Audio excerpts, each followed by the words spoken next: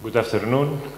First of all, I would like to thank the organizing committee for the kind invitation.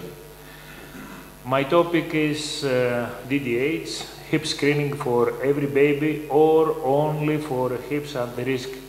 It's a major problem now because Central Europe, for Central Europe, hip screening is for all the kids, but in the United States and England, the screening is only for the hips at risk. DDH is a wide spectrum of pathology ranging from mild acetabular dysplasia, with or without instability, to incomplete dislocation at the birth, which may or may not be reducible. DDH is the commonest congenital in brackets disease of the locomotor system throughout the world. 5 to 10% of all total hip replacements are due to hip dysplasia, and 10 to 15% of patients are under the age of 50. So this is a serious problem, and we, the pediatric orthopedic surgeons, have to do something to avoid all those difficult procedures. Let's see the risk factors. Native Americans, family history, mother with dislocated hip, females, breech delivery, oligohydramnios, twins, firstborn, and persistent hip asymmetry. You can see the pictures over there with the babies at risk. For many years, the clinical examination was the only tool to detect the DDH. And with the clinical examination, we can see if there is a limited abduction or length discrepancy. This is in the bottom is the Galeazzi sign where you can see if there is length discrepancy. And of course, the asymmetry of the skin creases in the groin. Two tests, Barlow test and Ortolani test. I'm sure that all of you are familiar with these tests. Ortolani sign, Ortolani maneuver, is the maneuver where the hip, when the baby is in rest, is out. So with Ortolani maneuver, we try to put the ball in the socket. And if there is a characteristic clank, the clank of reduction, so Ortolani sign is positive. Barlow test is a provocative maneuver. It means that the hip in the rest position of the baby is in the socket. So with a deduction and push down, the hips goes out, and there is a characteristic clank, and is the clank of the dislocation. Of course, there are a lot of prerequisites for these maneuvers, because you know we need the baby fully relaxed, and in the most of the cases when there are a lot of doctors over the baby cries and is tight, and it's very difficult to reproduce all these signs. So this is the reason that those tests are not very reliable. 54% of the dislocations have no clinical signs, including no Ortolani sign and no risk factors. So almost the half of these cases can be missed, and this is not acceptable. The other tools we've got are the X-rays and ultrasound. The X-rays is useless. You can see here a picture, an X-rays from my hospital about 30 years ago. 2-day-old baby, X-rays of the hips, and there was a special seat on the right side. In its right, there was a stamp, negative for DDH. But you can see in X-rays, it's impossible to see all the structures of the hip joint. So we have to go ahead and to use ultrasound.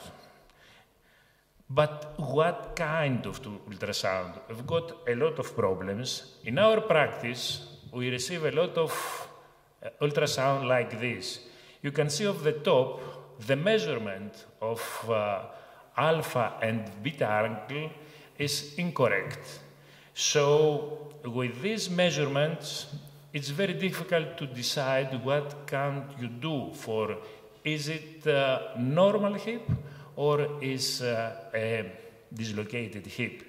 You can see in the bottom another ultrasound, not very good cut. And you can see here, one side, the other side, the plane goes up, and there is a measurement, and at the bottom, you can see an ultrasound with a linear head. And if you see carefully, you can see that the measurement is at the other side, not at the side of the acetabulum, but in the side of the femur. So with all these kinds of ultrasound, it's impossible to go ahead and to organize the treatment. Professor Graf is the man who introduced not only a perfect scanning technique, but he also introduced a classification. And according to the findings, you can classify the hips, and according to the findings, you can plan your treatment. So we've got now the standard Graf's plane. And the standard Graf planes, you can see, is 3 points, anatomical check, all the structures in the hip, who is who in the hip, and usability check, lower limb, plane labrum. And this is the classification of Graf, type 1, type 2, type 3, type 4. Type 3 and 4 are decentered hips. So for those cases, we need treatment.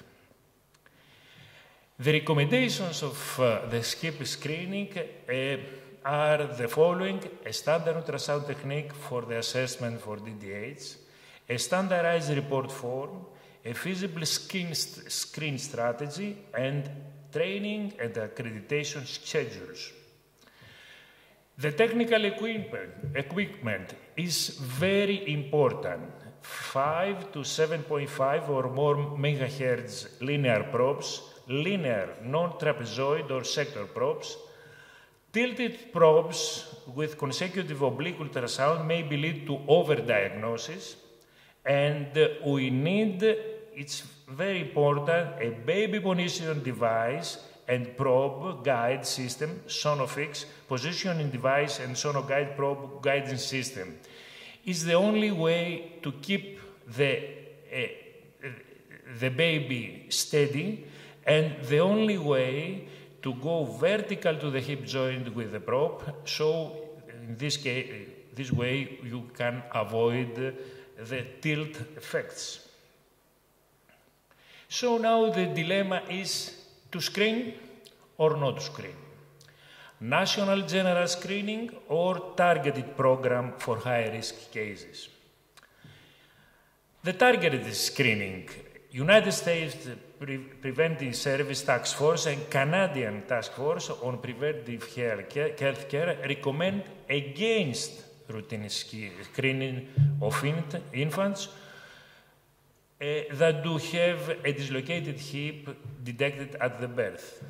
POSNA and American Academy of Pediatrics recommend selective screening for infants with a normal neonatal hip examination. Ultrasound screening at 4 to 6 weeks may be recommended for infants with normal exam who have risk factor for hip dysplasia.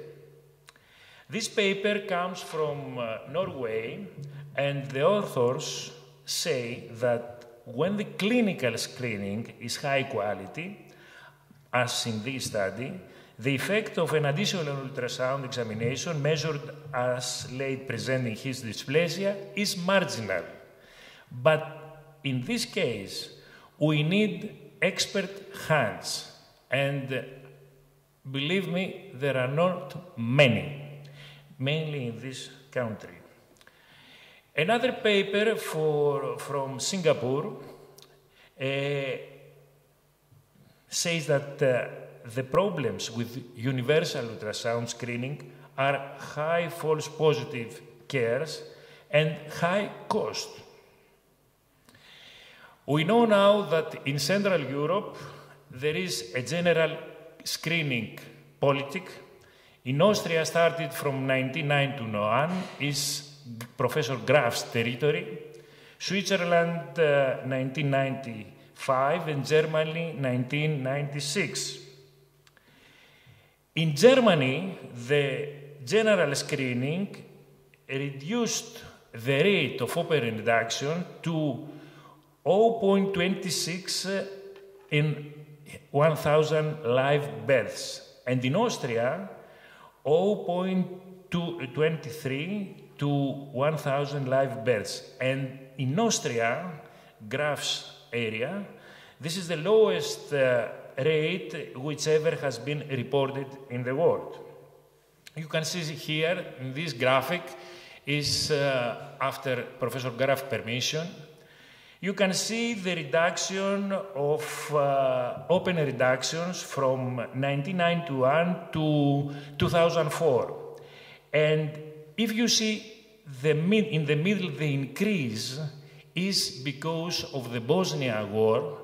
There were a lot of refugees from past Yugoslavia to Austria. So this is the reason that between 1996 to 1998, there was an increase in open reduction.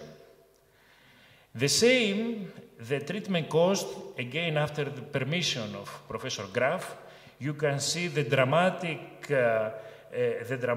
drop of the cost in this area where universal screening is in practice. And here you can see the same, the rate of surgical intervention, osteotomies after open reduction. You can see the dramatic drop from 1991 to 2004.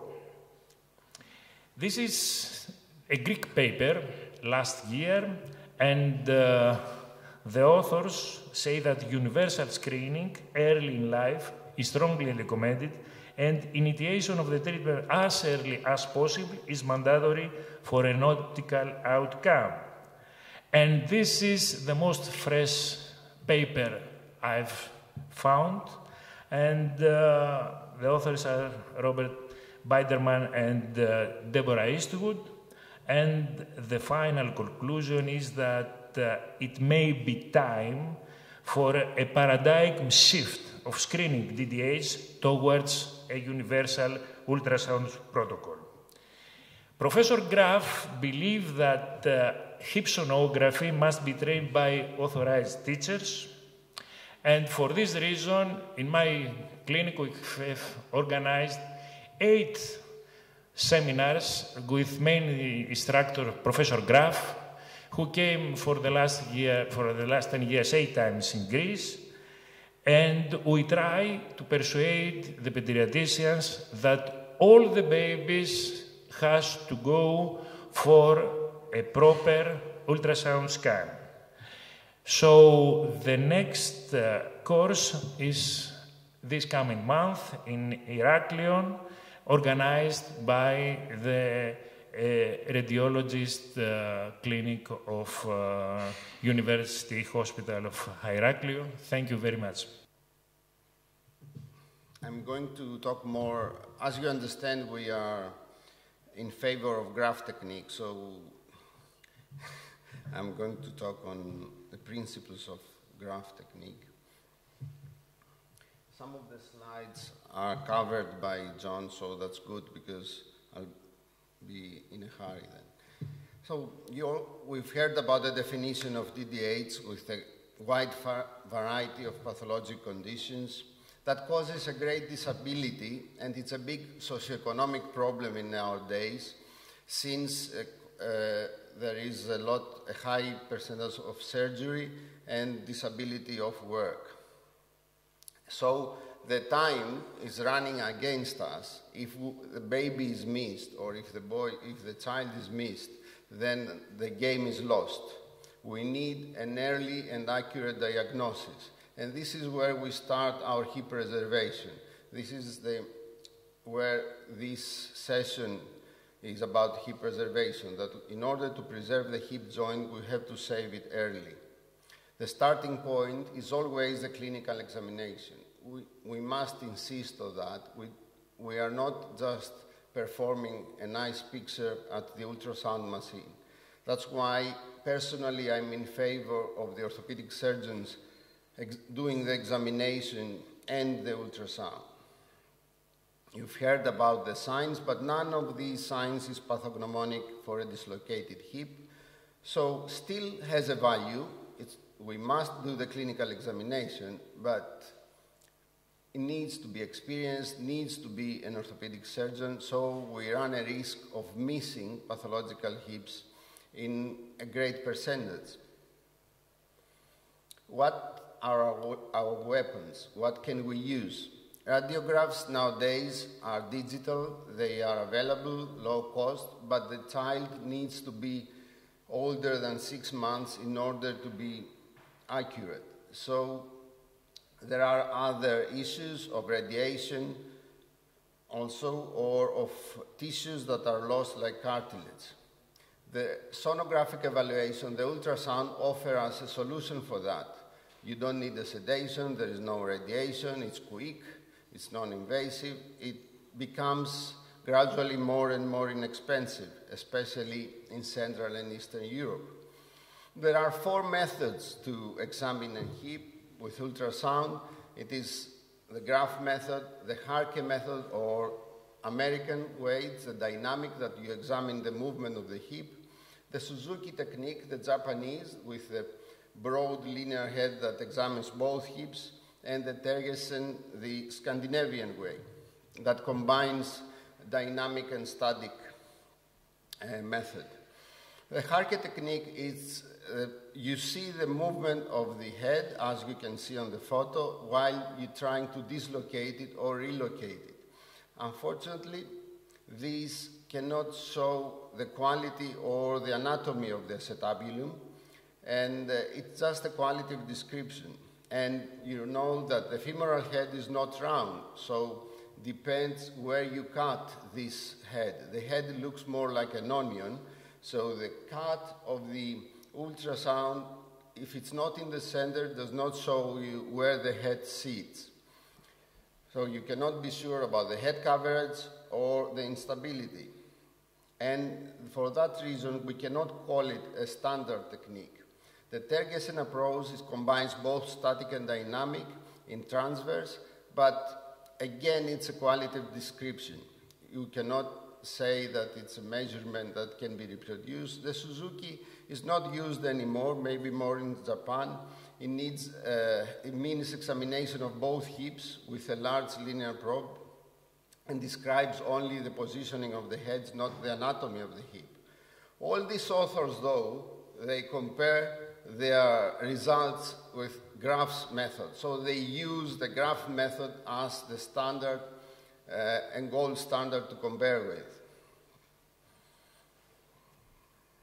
What do we see in the ultrasound in the Graf method?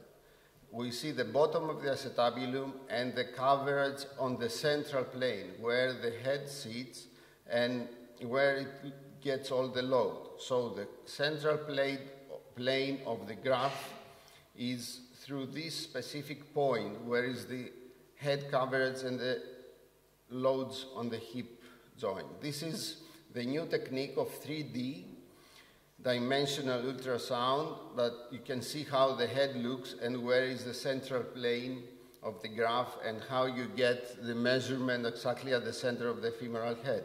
So neither anterior, where you can see pictures like that, which are not accurate, nor posterior, which is not accurate as well. What do we see on an ultrasound picture?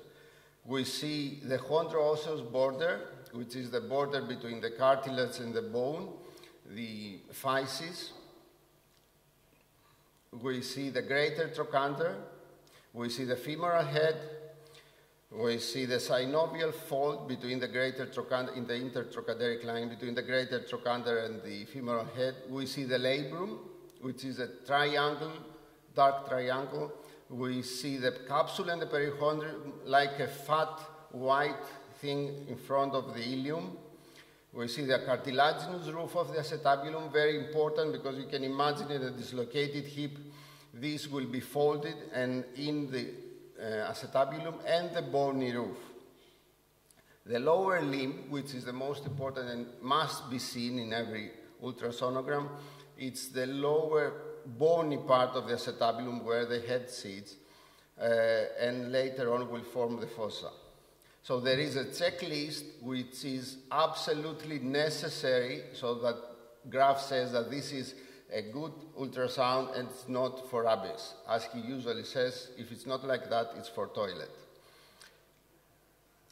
The usability check. When you see all these things, then you have to see if it is in the same plane, in the central plane. In order to have a level in the space, you need 3 points. And these 3 points are the lower bony limb, the plane of the ilium, the central plane, which is as a straight line on the ilium, and the labrum, the small triangle, as we said earlier. These landmarks have to be on the ultrasound, otherwise it's not usable. So when you do that, start doing it as a pilot, checklist. Graf himself, in a recent article, says that most of the mistakes were made because of the wrong anatomical identification. He positions the child in the special bed, cradle. The child is on the side. The probe is held by a special arm. And then he finds with one hand where is the greater trochanter. He places the probe between his fingers, between the thumb and the index, straight vertical on the greater trochanter, moving it forward and backwards and right or left just to find the proper positioning. In that way, you get a picture like this, and then you measure the angles. The angles are measured by 3 lines. One line is a plane, as we said, the ilium. The other line is where the concave part of the acetabulum means the concave part of the acetabulum meets the convex, and you start from there and you cross the labrum, and that forms a beta angle, or you touch the bony rim, which forms the alpha angle. The alpha angle determines the hip type, while the beta angle gives a certain value to differentiate the type of the hip. He has classified it in 4 types. You will hear about this by Dr. Anastasopoulos. But is this also that clear as it sounds? No, it's not. You can have tilting errors, especially when you speak on your phone and the mother is looking elsewhere, the baby is crying. So don't put it from ventral to dorsal because the lines will be disturbed. The top one is the wrong, the bottom is the right. Don't put it dorsal to ventral, the top is the wrong, the down right is the right way to do it. So you see how when you tilt the probe, how it changes the picture. So we need a standardized section of the acetabular cup so that this study can be reproducible, readable and usable by anyone.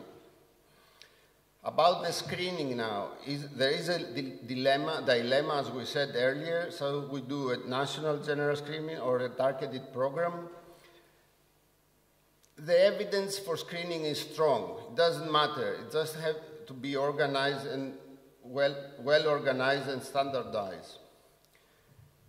as you heard in the previous talk, has reduced the open reductions, so the ultrasound can detect the abnormal position, the instability, the dysplasia, that those are not evident always in a clinical examination. There are problems of immaturity and over-treatment, but these with proper examination and proper training can be solved.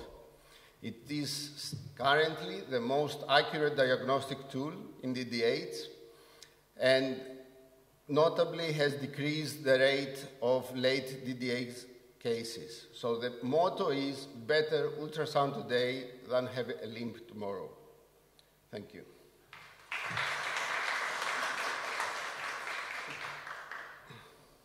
So I'm going on. It sounds a bit like we have overtaken the panel, but I'm finishing after that, don't worry. We've thought with Thanos that we should talk about the experience we have in Chania with our screening program, which I don't know if I can call it a program because it's a local way of acting, or it's not a targeted program from Athens or from the government. It's a local work. You've heard probably before that all these areas in Europe have high incidence of DDH. Crete was known in the old past years that had the highest prevalence of DDH in Greece. It used to be about 6-7%, up to 10%, some would say. And the motto was that the pediatric orthopedic surgeons in Athens used to have Crete boys and babies from Crete always in their departments operating on them. So what is the Greek screening program? It's a bit of a mess, like you see in the picture. It's because it's not really organized. I think it's based on the pediatricians. So the pediatricians are taught what to do, how to examine the babies, and where to send the babies if they feel there is a problem. And so it's based on the pediatricians' teaching and the pediatric university clinics. Then the ultrasound came in, and with the teaching in Hagia Sophia John's Hospital of Graf's courses, and the orthopedic surgeons coming with, and radiologists, with the abilities to examine the babies with ultrasound, then came as a common knowledge in the people. So parents know about that now, and they are asking for it. All pediatricians are sending the babies. So at least in Chania, and I think in Crete generally, where the radiologists are quite active and they have a very good department in the university, everybody wants to do it for their baby. It maybe the financial immigrants are a bit back, but the locals are doing it more than 90%. So our screening protocol in my hospital, because I can speak only for my area, for Chania, is there is always a clinical examination by the pediatrician. He asks for an ultrasound examination at 6 weeks. Usually it is 8 or sometimes 10 maximum because of the waiting list. Then it comes to me or the orthopedic surgeon to decide if he's going to repeat ultrasound or start a treatment. Unfortunately, all examinations are performed by me. That means a long waiting list, and that means that I don't have a challenge. So my only challenge are the colleagues who do ultrasound privately, and I've heard about that only by parents who go there for a second opinion. And here you can see a recent ultrasound, how it started. Then the first treatment was a spica, the alpha 41, then alpha 55 started in Tübingen, and now we are going to alpha 59 with a Tübingen and going on. I am a bit of unorthodox in the way of examining the babies. I'm not using the cradle. I'm a bit old. I'm not used to it. I don't know why. I've discussed it with Graf himself. He said that if you can perform a good picture, then you are allowed. It's more difficult, to be honest, but it's difficult for me to change the way I do it. But the proper way to start doing it is using the graph cradle. When I started 18 years ago, I used this transverse view. It's more like a Dergesen approach, but I've stopped it after 6 years when I was in the first course. So you see here the images of a transverse view and after the treatment with public.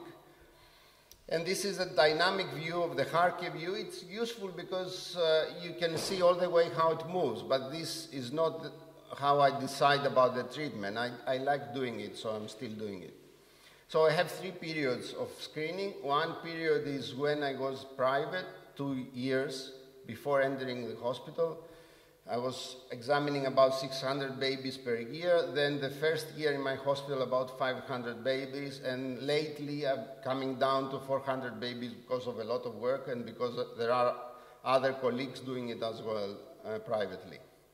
In the first patient group that was in effort, 2004, we had a high incidence of dysplastic hips, and I think that this is because it was my early years, I was not that very confident.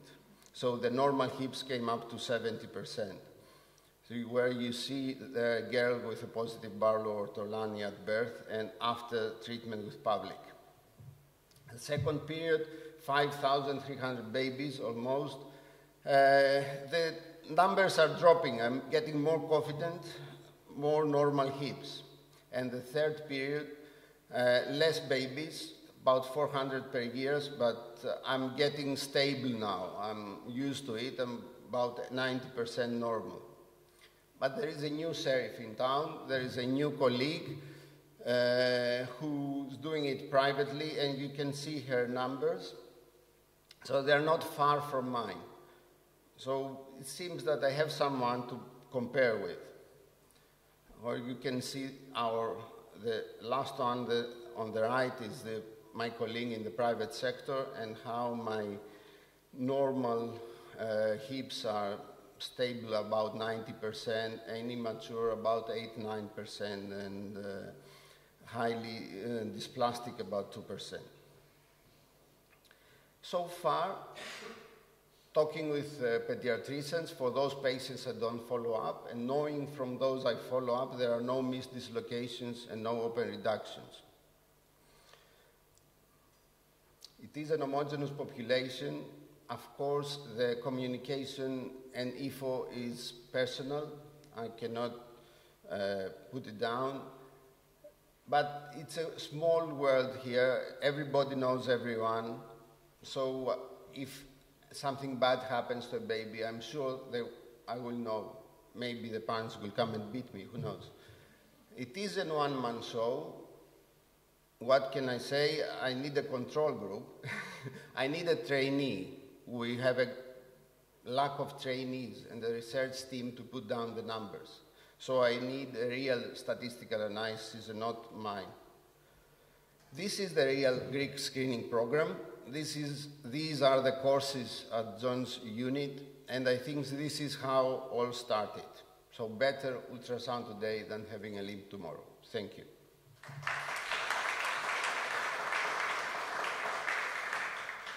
So I think that we have say a lot of for diagnosis. Let's go ahead with the treatment.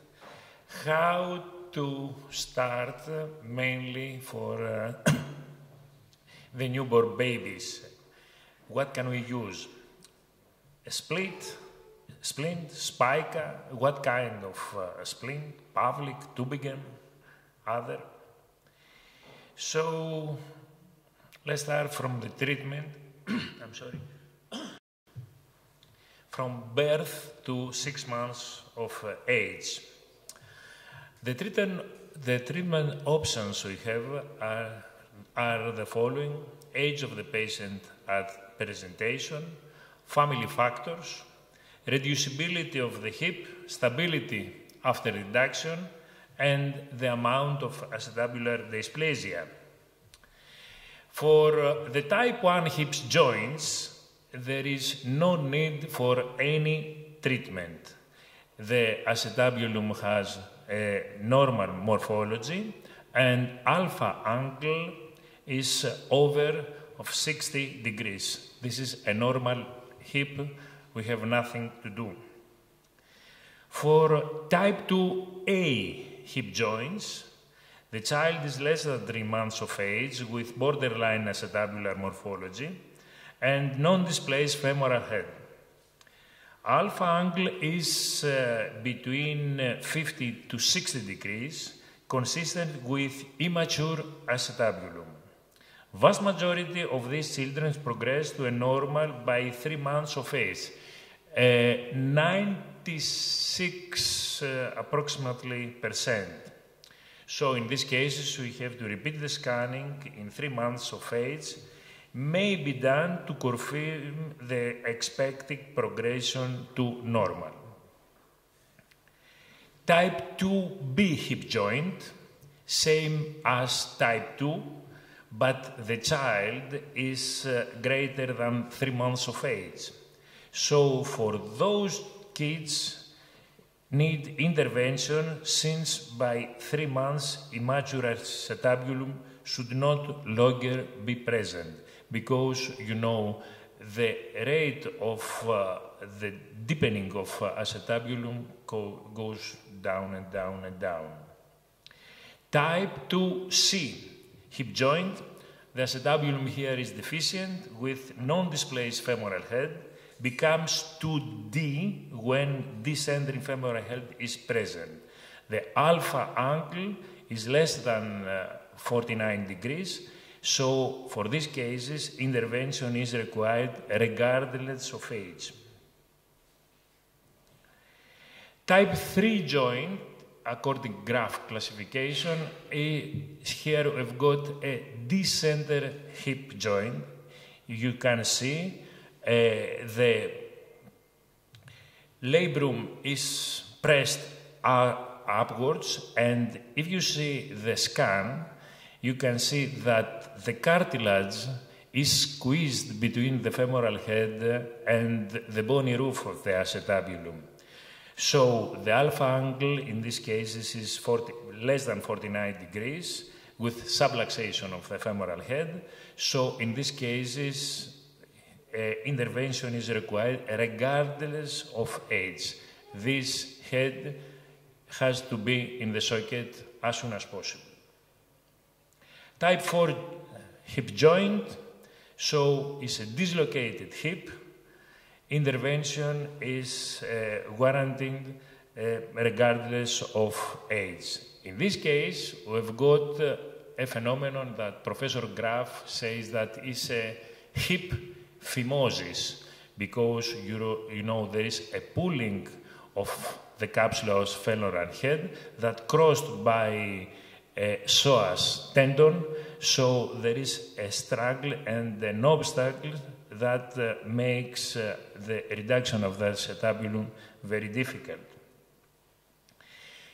For the majority of the orthopedic surgeons, Pavlik harness is the gold standard in the treatment. It's the tool we can start early. It's a dynamic splint, and the indication are fully reducible hip, child not attempting to stand, and the family.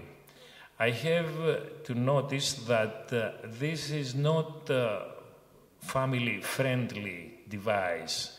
With a lot of families with low economic and social situation are not familiar to use this device because it's a little bit complicated.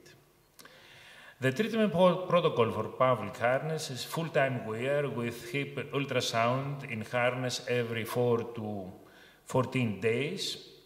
90% of successful hernias are reduced in 2 weeks, may require up to 4 weeks to reduce and stabilize. Here there is a little problem because, you know, 1 month for stabilization of the hip is too much, and there is a lot of squeezing of the cartilage in the border of the acetabulum. Abandon harness if not reduced by 4 weeks in child less than 6 months old. may attempt Pavlik for subluxed hips between 6 and 12 months old, and up to 6 weeks may be needed in this age group. Success rate with Pavlik harness, high success rate for unstable and subluxed hip, 65 to 85% success rates for dislocated hip treated before 6 weeks of age, and 20 to 60% success rates for dislocated hips treated between 6 weeks and 6 months of age. For older infants, follow with ultrasound or radiographs. Each age you can ask for a radiograph. Abandon harness if unsuccessful in 6 weeks. Longer duration of full-time and part-time treatment for these older infants, and total time approximately equal duration to age at time of reduction. Example, 6 months of treatment for 6 months old infant. Complication. We've got some complication. There are 2 main complications: femoral nerve palsy with quadriceps paralysis and the vascular necrosis of the femoral head. Professor Graf recommends stabilization from the beginning. He points that you cannot leave hips to go in, out, and to ask for repeated ultrasound every 6 days, 10 days, to come back the baby to see if the ball is in or out, and what happens if it's not in. You have leave the technique. It's a little bit complicated. So Professor Graf recommends immediately hip spica and stabilization. For cases Graf 2A, 2B, and 2C, Prof recommends whatever device you want. 2B device is more stable, is dynamic, not so dynamic as Pavlik harness, but is more easy for the family to treat the baby. For cases 2C unstable, 3 and 4, where we've got descender hips, professor recommendation is close reduction, plus or minus adductor longus stenotomy, and hip spica. A hip spica should be in human position.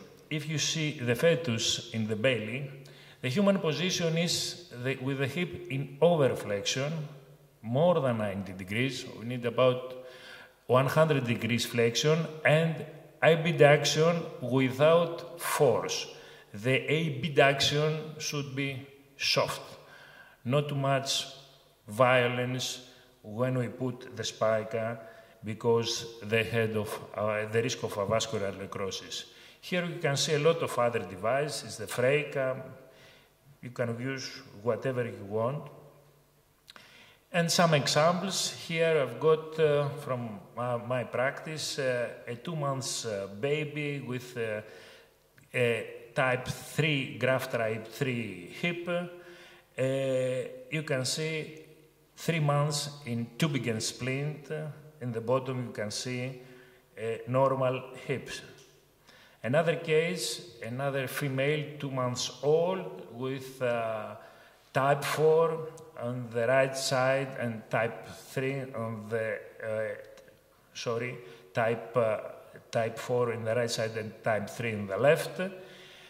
Spica, his spica, immediately stabilization, 2 months spica, 2 months Tübingen splint, and you can see the X-rays in 6 months, 16 months, and 4 years, normal hips. Another case, type 4 hip descender, positive of ortolani, 2.5 months old, hip spica immediately for a couple of months, and you can see after that a Tübingen splint for another couple of months. In the age of 18 months, normal hip. Another case, 5.5 months old, Type 4, dislocated hip, immediately close reduction, hip spica. In the age of 14 months, the acetabulum is deficient. Probably we need a pelvic osteotomy later on, but I have to wait for a while. Another case, 5 months old, dislocated hip, radiologically, immediately hip spica, and you can see in 1 year's time the ossifyonucleus is small. Probably something could be there, but I have to wait for later on. So this is quite impressive way to carry babies. It's folklore, but it's not the right way. The right way is this. Thank you very much. I'm very happy to call Mr. Katsoubrian. Okay, well, I'd like to say thank you very much for inviting me to the organisation committee. It's a great honour to be here. And I'm going to talk about DDH and treatment after walking age. Just to introduce myself and my team, these are my colleagues, Miss Dartnell, Miss Sayadeli. We work in Tunbridge Wells, which is in Kent. And I like this slide particularly because there's some sunshine on it, which does happen occasionally in England. So what we're trying to avoid is a neglected dislocation. This is a 73-year-old lady who presented to me, and on the right, premature degenerative change. Now, it's quite an easy talk, really. How do you treat DDH? Well, there's 3 options. After walking age, you can carry out a closed reduction, an open reduction, or you can do nothing. I'll start with this option, one of my few Greek words. I received a present from my aunt when I was a kid, a wooden dog called Tipota. So you can do nothing. And there is some accepted wisdom that over the age of 8, in a child with a unilateral dislocation, there's a tipping point where the complications and the outcomes of doing nothing, or the complications of doing something outweigh the benefits. And for bilateral dislocations, that's around 5 years. There is some debate about the 8-year limit. This is a child I treated at the age of just over 8 years with a high dislocation that you can see on the left, and had a femoral osteotomy, a Dagger osteotomy, open reduction. And at 9 years, the child's asymptomatic, and you can see that the hip is going to require a hip replacement at some point, but hopefully the job of the arthroplasty surgeon will be made a little bit easier by having the hip in the right place. That's a discussion that will be had later on in another session. There are many questions relating to the treatment of children with, in this age group. Femoral osteotomy, when to use it, pelvic osteotomy, and the question of avascular necrosis. I'm going to focus the rest of my talk on cartilage in 2 particular areas, in relation to closed reduction, and also the question of residual dysplasia and the use of pelvic osteotomy. Closed reduction has been around for a long time, and this Norwegian study has 58 years of follow-up, and 53% good long-term outcome, 62% survivorship at 58 years. And unsurprisingly, poor outcome associated with the age at reduction above a year and a half, and Severin grade 3 and 4 at maturity, which are significant dysplasia and subluxation respectively. Now, the indication for a closed reduction, according to the American Academy of Orthopedics, is between 6 and 24 months. And this is an arbitrary age range, and there's some debate about it. Some people think it should be earlier, and others disagree with that. And I'd like to show a couple of my own cases. This is a girl who was 27 months at the time of surgery. Have you got a pointer? No. Okay. Can you see it? Okay. This is the arthrogram, and you can see a nice concentric reduction. No, it's okay. And you can see cartilage above the femoral head. And 10 years later, essentially a normal-looking acetabulum. This is another girl who was 37 months old with dysplasia and subluxation. So again, a closed reduction, and you can see a nice concentric reduction here, and some sort of acetabular cartilage at the top. And at 1 year, you can see the radiograph on the right, and 9 years later, a very good-looking acetabulum with some minor dysplasia here. So I think the key when discussing closed reduction is to look at the congruity and the presence of cartilage above the femoral head, rather than selecting an arbitrary age limit. Some people have started looking at the development of the acetabular cartilage, and this study, they looked at 115 hips in children who had scans for other reasons, and they looked at the acetabular index in bone, which is what's traditionally measured. They looked at the cartilage and also the labrum. And there are some interesting findings. What they found was that the acetabular index in bone continued to decrease until the age of 4 to 6. But the cartilage stayed the same throughout all ages, indicating that it's a process of ossification rather than formation of the acetabulum which takes place. Now, with regard to residual dysplasia, the big question we all have is who to operate on. Do we operate on everybody and accept that a percentage of those procedures were unnecessary, or do we operate on nobody and accept that we'll have to deal with residual dysplasia at a later stage? In some circumstances, the indications are quite easy. If you have instability or subluxation, then it's quite accepted that you should do something. But there is no consensus on any radiographic indication. Most of the studies look at acetabular index and the center edge angle at arbitrary points in time, or the progression of these indices over time. But there is a question of how long acetabular development goes on for. Salter stated that after 18 months, everybody should have a Salter osteotomy. But there are other authors who disagree with this and believe that the acetabular development continues much longer. At this point, I want to quote Mark Twain, who popularized this phrase of Benjamin Disraeli, that there are 3 types of lies: lies, damn lies, and statistics. But I think there's a 4th type: measurements taken from X-rays. It's not my quote, it's that of a colleague in London, but I spent a lot of time looking at patella tracking, and it was a conclusion that I came to as well. The acetabular index. There are numerous studies that state that there are significant errors due to positioning of the patient, up to 10 degrees error due to pelvic tilt, and even when you abolish pelvic tilt, you have an error close to 5 degrees. And we're basing our indication on surgery on these values. So, are we actually looking at the right thing? We should really be looking at the cartilage.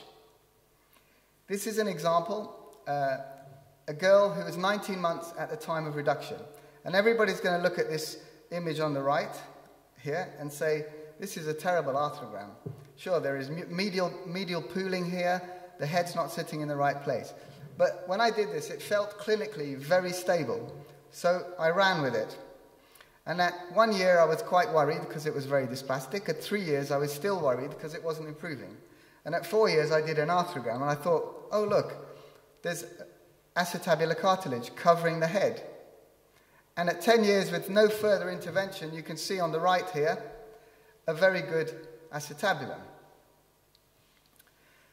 Some authors have now started looking at the cartilage, and this is a paper where they took MRI scans and they looked at the acetabular index of the bone and of the cartilage and a number of other measurements as well.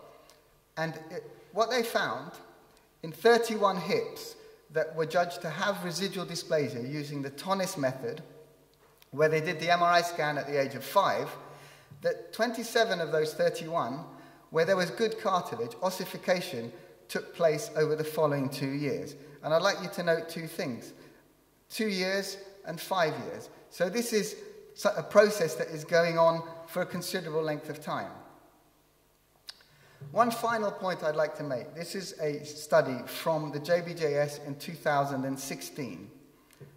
So the pinnacle of orthopedic journals, some would say.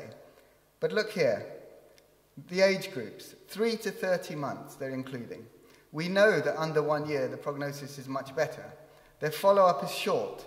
They're using bony indices. They've included patients having pelvic osteotomies of 3 different types with no standardized indications.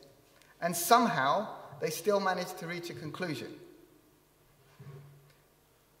So, finally, what can we glean from this information? Congruity and cartilage matter. We should look at individualized treatment rather than arbitrary lines. Acetabular development probably continues till about the age of 8, and bony measurements are unsatisfactory. We need better study design. We need to stratify the age groups. You can't compare a 6-month-old child with a 3-year-old. We need to have the same treatment method, and we need MRI to assess the acetabulum. And I think in the long term, we need to learn from our adult hip surgeons who have a registry, and there's a need for a DDH registry. And of course, the question of AVN needs further clarification. Thank you. Then I have to introduce Mr. Nicolau. Thank you. It's very nice to be here back in Kenya. So, open approaches for the hip. We're going to talk about the 2 main ones that we use in paediatric practice, anterior, anteromedial. We're also going to talk a little bit about indirect approach, i.e. close reduction, and something about how arthroscopy may change the way we practice. So why is your approach to a dislocated hip important? We must remember that this form of surgery can be quite difficult, and we often don't do it frequently enough to get really good at it. Complication rates for DDH surgery are very high, and it's quite common to get poor outcomes in the long term. And the way that you approach the hip surgically will determine how efficacious and safe your procedure is, bearing in mind the two major factors that cause lots of problems long term, such as the X-ray on your right, a case of AVN, and of course redislocation, the 2 major complications that we see in these patients. So, I think of open reduction of the hip as a procedure where you're trying to minimize the damage to the blood supply of the femoral head and at the same time get a nice concentric reduction of the femoral head itself. And in order to do that, you have to remove all the obstructions that are in the way to getting the head back down into the acetabulum and out of the pseudoacetabulum. So you can see there the stages that you need to carry out your procedure once you're in there. You need to remove the pulvinar, which is Latin for cushion, the hypertrophied ligamentum teres. The labrum you do not touch. That's a bad thing. You've got to make sure the capsule is opened and divide the iliopsoas tendon either at the pelvic brim or at the lesser trochanter, and also the transverse acetabular ligament. So those are the stages of your procedure itself. Always bear in mind the blood supply to the femoral head. Now, we're all very aware of the work of Gantz's daughter and the stuff carried out in Switzerland looking at the blood supply of the head, but Ogden did this back in the 70s. This picture here shows you a newborn's femoral head, and what you can see is the blood supply to the femoral head at birth is actually from the medial circumflex as well as the lateral circumflex artery to a lesser degree. And the vessels pass into the head in a soft spot at the top, which is very closely opposed to the capsule. So any tension on that, any pressure is going to affect the blood supply to the head. And this is a kid who's 3 years of age, and you can see as the child develops, the blood supply from the lateral circumflex artery doesn't really contribute whatsoever to the blood supply of the femoral head. It's all from your medial circumflex artery in 2 bundles, both superior and inferior, coming around the back of the femoral head. So we'll start with the anterior approach, which is probably the commonest way that we deal with DDH in the world. It's got a long history. It's an easy procedure to do, but it's difficult to do it properly. And you can do this at any age, although most surgeons will defer surgery in forms of an anterior open reduction to beyond 12 months of age. Thing to remember is that the limited evidence that we have in the literature tells us that probably the age at which you carry out an anterior open reduction doesn't affect your risk of AVN. The advantages of this approach is it allows you to address all the pathology I showed you on the previous slide. The fact that you can do it at any age, and also because you're often exposing the apophysis, you can combine it with a pelvic osteotomy at the same sitting. And as the pictures to your right show, it allows you to use your capsulorrhaphy to close off the false acetabulum, which is a space for your femoral head to displace into. So here's some pictures of an open reduction. You can see the picture on the left. There's a Doppler probe pressed in the area where that blood supply is coming into the femoral head. The reason that's there is obviously when you do your T-shaped capsulotomy to expose the femoral head, what you're going to do is put some sutures in like on the right, and then you're going to close the capsule. And that capsule, what you're doing there is you're potentially putting a lot of tension on the blood supply of the femoral head, as well as squashing it into the acetabulum. It's sitting at a lower level than it was before. These are things that need to be borne in mind. There are a few disadvantages of this approach. Some people advocates of different approaches say it may damage the hip abductors. Also, opening the apophysis causes a cosmetic problem with the growth of the cartilage over the apophysis, and also more bleeding than with other methods. Also, the way you strip down the periosteum down to the acetabulum and pseudoacetabulum may also lead to possible high rates of late dysplasia. So the alternative to the anterior approach is the medial approach, or anterior medial, which I call the deep dark hole approach. This is something that you can do for the younger children. It's really indicated for 18 to 24 months, but people tend to use this when they want to do an open reduction in a child under 1 year of age. You must bear in mind that cases like the one on your right are not really suitable because you can't really do additional procedures such as an acetabuloplasty at the same time. So this picture to your right is actually from Ferguson's description of the anterior medial approach. We'll all be aware of the Ludolf approach, which is the classic one, the first one described. But you can see it goes through a slightly different interval in the groin. The Weinstein-Ponseti method, which is where it's done, popular in the United States, you're actually going between the pectineus muscle and the neurovascular bundle itself. And the Americans are also quite keen on preserving the ligamentum teres to add to their repair and the stability of the repair by resuturing it once the head is reduced. The advantages of this technique is it's cosmetically a lot better in terms of the scarring. There's less blood loss, and you can also do surgery on both sides at the same sitting if you've got a case of bilateral dislocations. But there are disadvantages to this. The view you get is very limited. You often have to do this with a headlight so you can see down that deep dark hole. You can't address all of the capsule, and although you have to expose most of the capsule in order to get your reduction done, you can't actually do a capsulorrhaphy with this technique. It's also quite difficult to learn because the person doing the procedure can just about see, whereas an assistant will struggle. There are lots of important structures at risk, in particular the medial circumflex artery, which crosses right over your plane of dissection. The other thing, of course, is you're retracting the neurovascular bundle, or your assistant is, and traction injuries to the neurovascular bundle are very common with this approach as well. Because you haven't got your capsulorrhaphy, you're also dependent on your spica for stability if there is any instability after doing this sort of procedure. Now, some might say that's a good thing or a bad thing, but again, it's not quite got the versatility that an anterior approach offers you. So is either of these better? Well, the real answer is we don't know which of these approaches is the best way to tackle DDH, simply because most of the evidence we have is at best level 3.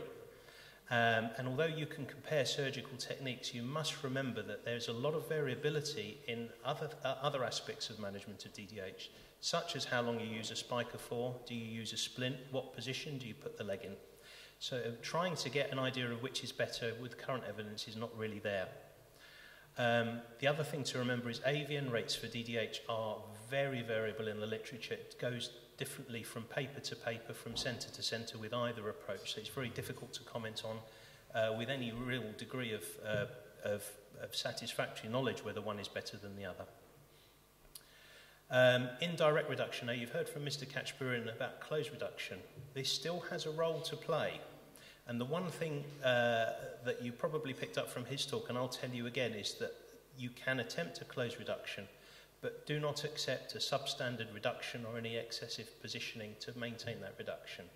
Remember the safe zone described by Ramsey. Too much abduction puts too much pressure on the blood supply to the femoral head and risks AVN. So, what about the use of arthroscopy? Well, there's going to be lots more interesting arthroscopy talks from people that do a lot of it. But arthroscopy for DDH actually has been reported back as early as the 1970s. And it allows you to address some of the pathology that you would with an anterior medial approach not really be able to do, such as release the capsule. So you can see here, that's a 2.7mm scope, 70-degree angle going in a subadductor portal. You use an anterior lateral portal at the same time for any of the actual instrumentation you want to do within the hip. And there are some now midterm data results published, mainly from Thomas Wirth from Germany, who's published at 5 years, no complications, although an earlier report that he had contained a group of syndromic DDH which weren't included in his final analysis, and actually those pretty much all had AVN. So it's an innovative thing, allows you to see everything and deal with all the restrictions to reduction, but maybe a step too far when there's so much other controversy with regards to this form of treatment. So in summary, we've talked about the common approaches for open reduction. I've told you that anterior approach remains the best option, although anterior medial approaches may be as good, but you do require the appropriate training and volume in order to do that. Don't forget there's still a role for closed reduction, and you should think about open reduction as a procedure that aims to minimise the risk of harm to the blood supply of the head, and at the same time maintaining a concentric reduction to avoid problems like you see on your right. Thank you. We can have a discussion if you have any questions to ask to the podium or any interesting cases to discuss about. Yes, Mr. Katsubian. Can I make a point about ultrasound screening and the graph? I also teach on the graph, and where I work, there are 6 sonographers that actually do the scanning. And they insist on not using the arm. They use the cradle. And I can tell from the scan which sonographer did the scan because I can tell the mistakes they make. Do you think that the only way forward is actually to use the graph method exactly as described, so that everybody doing the scan has the least chance of error? Yes, I think this is the easiest way to keep a proper way of doing the ultrasound. Because when you train, when I started doing ultrasound, the graph technique, I already had an experience of 5 years doing ultrasound supine. So that's why for me it was difficult to change into graph technique. But for sonographers to attempt it, graph says that if you use his method, even the mother of the baby can do the ultrasound properly. But for sonographers or technicians who do not have the knowledge of the hip, I think this is the only way to make sure that they are putting the probe right. But if you are experienced enough, you can do it anyway. But I think we should start this way. If you leave an open window for changes, then I believe that there will be people who will start changing things, or they will say they can do it better with a tilt, other way. Since he validated that this is the probe positioning, this is the entrance for the ultrasound beam, I think we should keep it that way.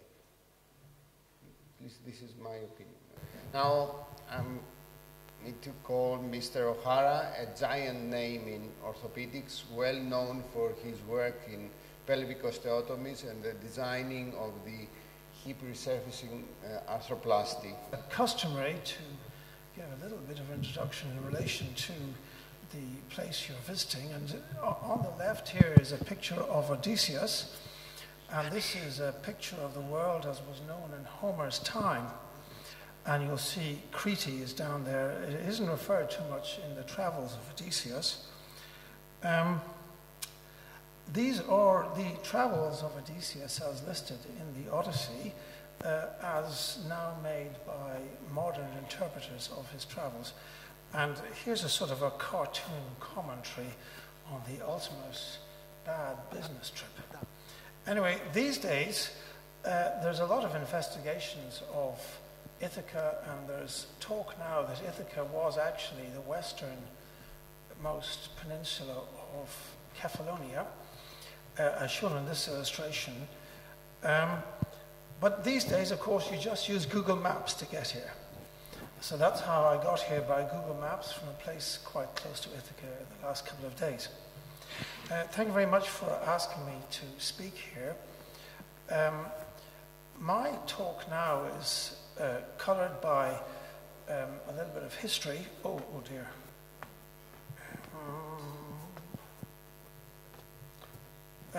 This is the latest incarnation of Odysseus on Lefkada Island. This is Captain Jerry, who runs a pirate ship like so. Oh, I need help.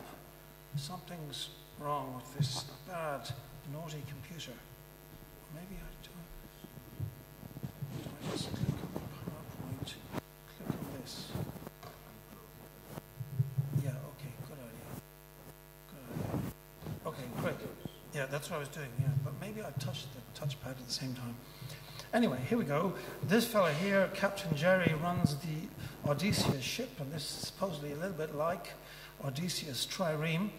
Of course, he runs it to the music of the Pirates of Penzance, and he dresses like a pirate as well. This talk is a little bit premature in some ways, because I'm going to talk about the scope of pathology in young adult hip disease, where, of course, we're looking at complex bony deformity. The one thing I'd say is that the bony alignment of the hip is critical to its durability in almost every respect, in the same way as the alignment of the tires of this 1957 Mercedes are critical to the durability of how long the rubber lasts. In other words, the more accurately the wheels are aligned by the man with his lasers down in the tire shop, the more durability you're going to get out of the rubber in the tires. And in exactly the same way, the better the alignment of the bony structure of the hip joint, the longer the durability of the cartilage. So this is the sort of line of talk I'm going to give you, 5 different subjects. Generally speaking, if you see a red line or circle, it's probably undesirable. If you've seen a green line or circle, it's good or optional. And these are a few disclosures here. I'm not in receipt of any royalties anymore for the adept hip resurfacing. We know that young adult hip disease is worse the more active you are, and there's some evidence that, in fact, some progressive change can take place in the hip as a result of more vigorous physical activity in adolescence. There's nothing new about this. This is an article from 1988, and this was given to me by Siggy Hoffman from Stilsalpo, where Graf used to work. These 3 terminally arthritic hips, every orthopedic surgeon in the world would agree that they weren't merit replacement. There's plenty of unthinking orthopedic surgeons that would never ask why they became arthritic. In turn, the first one was traced back to a dislocation in 1923. The second one was traced back to Perthes disease in 1932. And the third one was traced back to slipped upper femoral epiphysis in 1923. Of course, many of us don't have x-rays going that far back. What is really interesting is how, in the 3 boxes on the right, the final common pathway of hip arthritis can look surprisingly similar, even though there are 3 different causes for it. Young adult hip surgeons want to see the patient where that green arrow is. Now, these 3 sources of hip pathology are the dislocation. I don't call it DDH. DDH is a euphemism to disguise the laziness of the medical profession in admitting there is a condition at birth. It's a shallow socket accompanied by femoral deformity, more common in girls and boys. I'm not going to bore you with that. The main thing is that about 7% of all newborn baby girls have dysplasia, according to ultrasound studies in those Central European countries of which we were just talking. Perthes disease is a condition of primary school. It's a condition largely of boys, 3 times more common than girls. A complex condition of which we know remarkably little. And the real question about Perthes disease is how many of these children are labelled simply as having growing pains and mild aches that don't restrict them too much. Slipped upper femoral epiphysis is pretty well caused by abnormalities in the femur in terms of retroversion, progressive varus of the neck, posterior head displacement, and again is more common in boys and girls, and is predominantly a condition from the age of about 11 onwards. Even in Birmingham, if you are the friend of a consultant surgeon and you go drinking with that consultant surgeon, it still takes 6 months to be seen by the correct consultant orthopedic surgeon if you have slipped upper femoral epiphysis. And I'm sure you have exactly the same problem where you live. Now, in terms of a matrix hip pathology, this is one given to me by Michael Millis, which is sort of useful. On the left bottom, you have the overweight patient who has been too much to McDonald's, Burger King, too much Sky TV, too much use of the Xbox. And on the right, you have athletes or sportsmen. And in that automotive sense, the left-hand patient here is driving an overloaded car and the tires are going to wear out prematurely. And the right-hand patient has a perfectly tuned car but is driving it very fast. The pathology itself can be in the socket, and that is largely socket instability, but of course there are also patients that have excessively deep sockets, and there are patients that have excessively anteverted sockets and excessively retroverted sockets. But broadly speaking, socket instability is a female problem. I have seen deep sockets in patients in their 20s onwards. I've never seen an excessively deep socket in an adolescent, and that would suggest that the excessively deep socket is a product of over-ossification of the labrum. The head pathology is on the femoral side. It's labeled largely as impingement, flexion impairment, and it can be from these three childhood conditions, set predominantly due to Perthes disease or slipped upper femoral epiphysis, and is dominantly a male condition, but not uniquely so. My underlying concept is that for every youngster that a children's orthopedic surgeon might see with symptoms, there might be 10 out there in the community who have trivial symptoms or have no symptoms at all, who have the same pathology in a much subtler form. Now, there's a psychologist who's also a patient of mine, and I did a pelvic osteotomy on her when she was 19, and a resurfacing on her when she was 40, and she's now about 5 or 6 years post-operatively, and she's been investigating the social effects of young adult hip disease, and it is not a pretty sight. The median age of hundreds of patients, she's analysed about 500 patients so far. The median age is 28 years, and that's been consistently the case for nearly a decade. The preliminary investigation showed that we were unable to establish how many patients had been seen by their general practitioners on how many occasions to be told that there couldn't possibly be anything wrong with them. The mean number of dismissive orthopedic consultants was 2.3. The mean length of time between the onset of symptoms and an accurate diagnosis being made was 8.4 years. Now, these have varied because Tina has taken 100 patients at a time, and she's done about 500 so far. So these figures vary up and down a small amount from these figures, but they're essentially very, very concerning. Essentially, it means that since the median age in the clinic is 28 years, and the average length of time to having a diagnosis made is 8.4 years, that the median age of onset is 19.5 years. And you have to ask yourself, which 19.5-year-old youngster goes to the family doctor complaining of musculoskeletal symptoms when it's in their head? It's not in their head, it's in their bones. And it's really whether or not they've been listened to, examined properly, and investigated properly, rather than any other single thing. Now, Tina has mentioned severe effect upon the quality of life, self-esteem, body image. To have a limp in a person aged 19.5 these days is a disaster. There's stories given in well over 20% of the women avoiding sex, avoiding having relationships, the odd broken marriage because sex being painful. Now, when we do a Harris hip score, we ask a patient how far they can walk. We ask them, can they walk upstairs? Do they need a stick? Can they sit? Can they stand? Can they drive a car?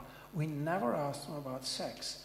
And what Tina has told me, in fact, that for people of this age, this is self-evidently important, but we never ask them about it. We seem to be too coy. And these 7 lines you see on the left are what the patients put down when they were asked to speak freely of their opinion about the service before they came to the Birmingham Hip Clinic. And it doesn't really make for good reading in terms of PROMs, patient-recorded outcome measures. Now, you've heard this before, nothing new there. You've heard about dysplasia and impingement. On examination, dysplastic patients are usually very mobile and movement restrictions are unusual. In impingement patients, movements are limited. Here's a limitation of internal rotation at 90 degrees of flexion, typical of a patient who has impingement. These are the investigations which I recommend. I am not big on 3D CT scans. The most important thing is that patients should have anteversion measurements made accurately of the femur and of the acetabulum. Now, if anybody wants a copy of any of these presentations, I have these and others freely available. I'm not coy about it. I'm very happy to let them copies go to anybody. I'm looking at the underlying bone structure in the same way as I'm looking at the underlying alignment of the wheels, determining the durability of the tires. MRI scans are good for showing the labor and showing labral tears. They've got a limited value without degeneric for articular cartilage, but they're not so good at defining the sharp levels of the underlying bony structure. We're getting better at recognizing dysplasia. Is this dysplasia? Well, that's the lateral iliofemoral line, which is a new technique we described a year or two ago, describing how you draw a line up the side of the femoral neck like an inferior Shenton's line, and you turn this X-ray through 20 degrees, and the lateral iliofemoral line is restored because, of course, the patient needs lateral rotation of the central acetabular fragment by about 20 degrees. Simple as that. And there it is. Here's a case we did earlier. Impingement, of course, is impaired flexion, and here's pincer impingement and cam impingement. But it's important to realize that impingement is caused by more than cams and more than pincers. This is all stuff you've seen before. Lack of femoral anteversion also causes impingement. If you flex up this hip that doesn't have femoral neck anteversion, it hits the front of the socket earlier in the flexion phase. And the case is the same if they have a cam. It's worse again. And as you know, because slipped upper femoral epiphysis is associated in the first case with relative femoral retroversion and a cam, you can see how these two conditions coexist in patients. Now, courtesy of the Byrne group, I've got an analysis here which was on a slide at Isha, which is a very useful analysis. It's from a paper from Clinical Orthopedics about 2 years ago, and it's showing their measurements of femoral anteversion and acetabular anteversion in a series of over 100 patients. And it's basically showing there's only 32% of the patients presenting to their clinic had physiological femoral anteversion and physiological acetabular anteversion. And of course, they've been, like me, obsessively measuring it over the years. And you see how I expand the frame a little bit here, and you see that 22% of patients had increased femoral anteversion combined with normal acetabular anteversion, and 16% of patients had decreased femoral anteversion just combined with normal acetabular anteversion. And it goes on. But basically, they've shown in a very categorical way the patterns of bony deformity in young adult hip disease, of which we should be more aware. So there's nothing new about this. This is referring to work by Turnus as long ago as 1991, and a current concepts review he did in 1999, where he had 84 references, mainly in the German literature, showing the importance of measuring femoral neck anteversion. He basically said that the femoral neck anteversion should be approximately 20 degrees, plus or minus 9 degrees being 2 standard deviations. And this is a sort of guidance that he gave us for acetabular anteversion. Apical anteversion should be 0 degrees. Deep socket anteversion in the middle should be 20 degrees. And then the transverse ligaments should be within 20 degrees of the horizontal. That's small print. Here's femoral neck anteversion measured at 20 degrees. And that's the sort of measurement that Turnus has recommended us to stick to.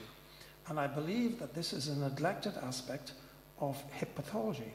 Here we have a case of reduced femoral neck anteversion on both sides, and then there's a cam and a big impingement pit. Absolutely characteristic of mild, unrecognized slipped upper femoral epiphysis on the left side and femoral retroversion on the right.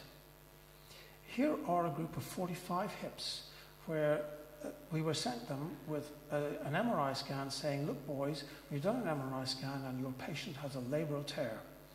And here are their anteversion measurements. You can see basically that there's a tendency towards low anteversion and there's a tendency towards high anteversion. But there's only 5 out of 45 patients, in other words 11%, who actually had normal anteversion. And this is a normal anteversion curve. On the left, these patients were mainly male, and on the right, these were all female with high anteversion.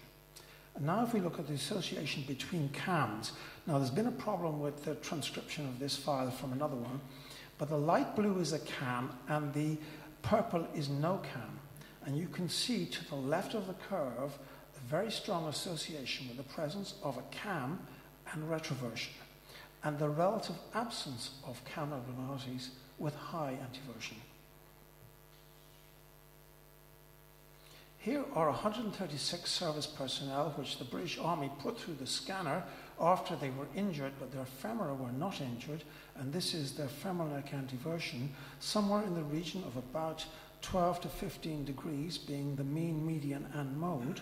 Now that's Turnus's curve there, so superimposed in green, and here's the curve of the patients that had labral tears, showing that low femoral neck anteversion is a major cause, or let's say it has a major association with labral tears.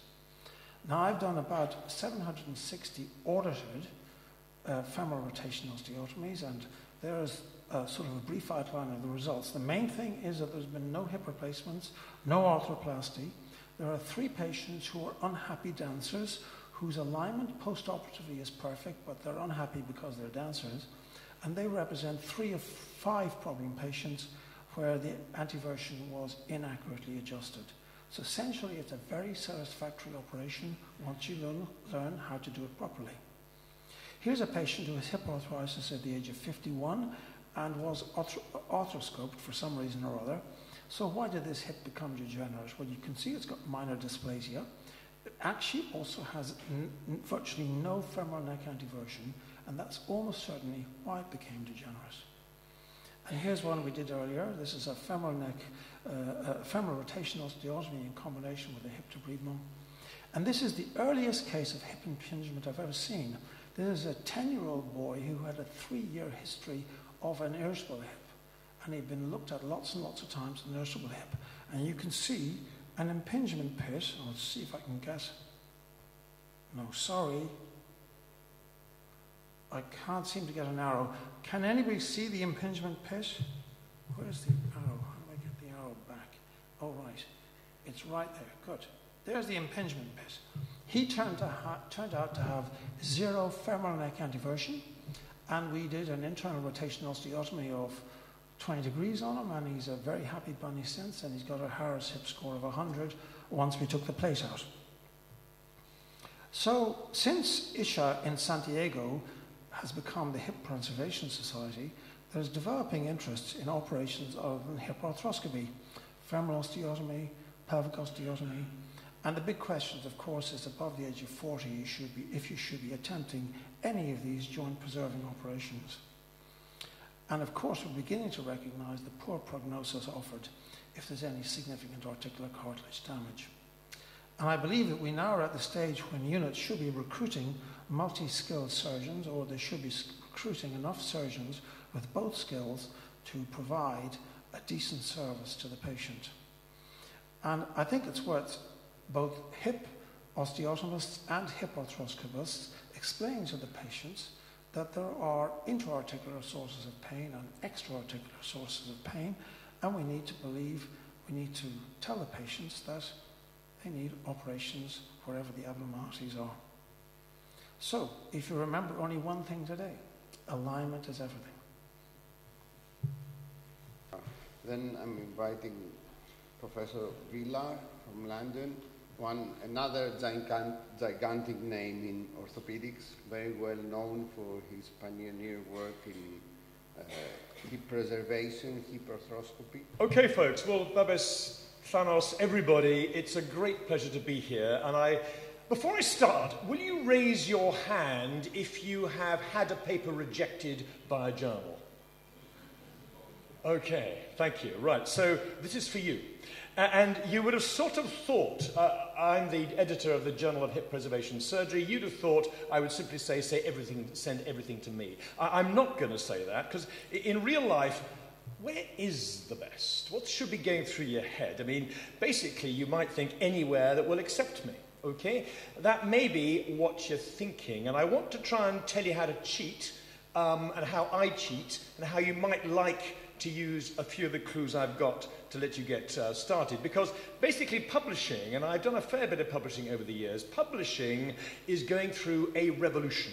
And I want you to understand what's going on out there, because I bet you it will influence what you decide when it comes to your own paper. Now, there are a number of things that are changing. The first things is changing are our reading habits. The second really are the costs. The third is there's something for nothing. In fact, I can see at least 5 of you Googling and sending text messages at the moment, okay? You are doing that something for nothing. And then the fourth thing is specialization. So let's look at all these things, because they are variable right around the world. The fact you have something happening in Greece or Crete does not mean the same thing is happening in the UK. The first, and you will have heard of this, is hard copy versus digital. I mean, we think, do we not, that digital is taking over hard copy and one day hard copy will disappear. That is simply not true. However, if you look at the USA daily newspapers, look, if you can, at how the total numbers are declining, the blue line. Look, if you can, at how the total advertising revenue is declining even more. Okay, so newspaper consumption is declining. The same applies in terms of hard copy to scientific journals, and advertising revenue, which keeps us all going, which makes these subscription journals cheaper for you, is also declining. So there have to be other techniques. Also, if you talk to people when it comes to how they would like their news to be, and science is no different, they want it to be accurate, they want it to be fresh, and they want it to be free. And if you look at how people are accessing these things, no longer are they looking at one newspaper. They are looking at aggregates. When you think about the last news item you looked up, I bet you went onto Google, you looked at 5 different or 6 different sources to make up your own mind and to read how people thought about it. And this is called delinearization. No longer are we falling asleep over a book like this, a single book. We are like little lambs in the field, hopping left and right. And more than likely, you're going to be on a tablet or on your iPhone, or you're going to be on a computer. And so how much do you read? How much scientific journals do we actually read? Well, actually, most of us read roughly 270 articles per year. It may seem a lot, but it's not actually very much. It's less than 1 a day.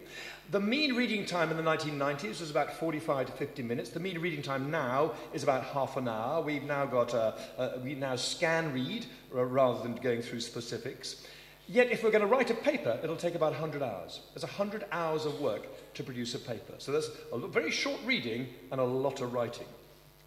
Now, as an editor, where does the work come from? And you will feature later in Greece. You don't feature on this particular one. This is the top 20 in the world. But if you take the USA, in 2005, roughly 26% of the papers created were from the USA. 5 years later, that was down to 23%. They've gone down roughly 3.5%. If you look at China, exactly the opposite. They got slightly more than 6%, they're now up to 11%, and they've gone up 5 or 6%. If you look at ourselves, well, really, 6.6, 6.3, we're roughly the same. If you look at India, then they are different. But look at those boxes, and look at the bottom of the blue box. You'll see the change in total submissions by India, let's say. It's gone up 2%. Look at the change in acceptance rate. It's gone down 4%. So the numbers have increased, the acceptance rate has decreased, which generally implies the quality has got worse. So things are changing. And if you look at winners and losers, well, actually China and India and Iran, of all places, are the countries which are producing more papers. And if you look at the losers, you've got USA, Japan and Germany. All the big players we once regarded as big players are becoming less big by the year. Down there, folks, you're sitting roughly the same. You need to work a little bit harder, but you're holding your own. Specialization. Well, what about specialization, specialized journals? Look at the red arrows, they are specialized journals. Look at the blue arrows, they are general journals, things like ClinAuthor or JBJS. And the specialized journals are now winning in terms of journal ranking over the generalized ones. Look at the increasing numbers every year since 1920. The number of journals has increased by 4.7%. If we take STM, scientific, technical, and medical, you'll find the annual revenue is up to $10 billion now. The sector employs 110,000 people, 40% of whom are in the EU. It'll be a smaller percentage after the 29th of March 2019, and 30,000 more are indirectly supported. There are 28,000 scholarly peer-reviewed journals and a further 6,500 in non-English languages. There are huge numbers of journals out there.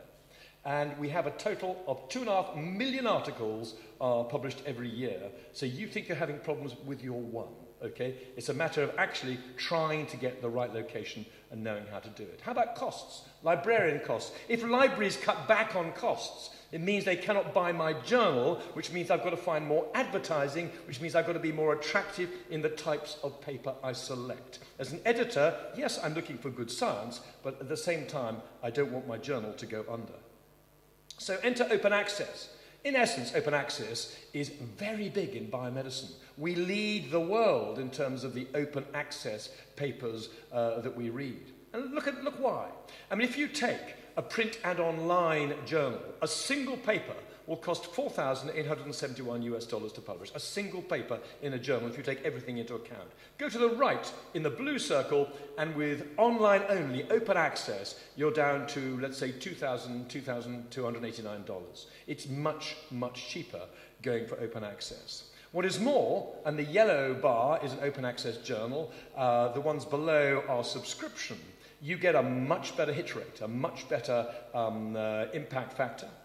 And if you look at these on PubMed, when you see this free PMC, those are the open access that you need to go for. And I bet you, I mean, how many of us have done a literature search, we've gone into a publication, we've only gone to the abstract, we wanted to go to the full paper, and it suddenly says $35, and you've gone somewhere else.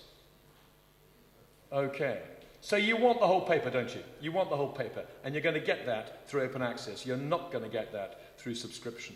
And what is more, if you've got an EU research grant, okay, then you will have to put your paper into open access. If you've got a federal research grant, you will have to put your paper into open access. So you want to think about things and where you're going to place it before you start. Of course, it comes with what's called an APC, an article processing charge. So if you submit to an open access journal, you as the author, if accepted, will have to pay a fee, but the readers will not. So it's the quickest way to get your message out, subject to journal quality. A word about impact factors. It's said to me a lot, you know, what is the impact factor of your journal? How does it compare with others? I mean, yes, it's important, but it's only important because it appears for some reason to be important to you. It's not in the least bit important to me, and I'll explain why. I mean, this is ultimately what an impact factor is. You may well use the word, let me remind you how it's calculated. Let's say you want to know the impact factor in 2017, for example. Okay? There's a thing called a numerator and a thing called a denominator. Look at any one journal, and there are a certain number of papers in that journal which are eligible to be incorporated into the impact factor calculation. And the numerator, the number of times they appear, goes over that. Well, in 2017, any paper that was published in 2015 or 2016 in that journal, but which is cited in 2017, will form part of the impact factor, and you will know that impact factor by the middle of 2018. So it means, as an editor, if I want to jiggle with my impact factor, then I've got roughly a 4-year time frame before I can see if I'm successful. That is, changes I made in 2014, which then come about in 2015, it's only in 2018 will I know if I've been successful. So the impact factor is of interest, and sure, if you're an open access journal, you have a really high impact factor because people can get in there quickly, they get to it easily, they cite it quite easily as well. But is it actually important? Let's have a look. I mean, here we've got 2 journals on immunology, okay? You can see 2 impact factors. The one above is not as good as the one below. They're both pretty, I think, better than any of the orthopedic journals we publish. But basically, the one at the top is worse than the one at the bottom. Okay, so you would have thought you're going to go for the one at the bottom. But look at the number of papers, the number of articles published. Okay? At the bottom you've got 150, above that you've got 1,666. Look at the number of citations, 104,000 citations there for the journal which has a lower impact factor. You can be absolutely sure that some of those papers in the low impact factor journal are really worthy of publication in the high impact factor journal. But there's more to impact factor calculation than simply numerator over denominator. And take something like arthroscopy, the arthroscopy journal. I mean, here we got on the left, we got the number of documents which are eligible to be cited. Not every document, not every article is. And there you've got the red bit at the bottom are the articles in arthroscopy which are not eligible to be cited. Now let's go to the right and look at the uncited documents. You can see how, actually, a lot of the articles in a journal are never cited at all. In fact, you can think sometimes up to 40% of articles are simply never get a citation in the whole of their life.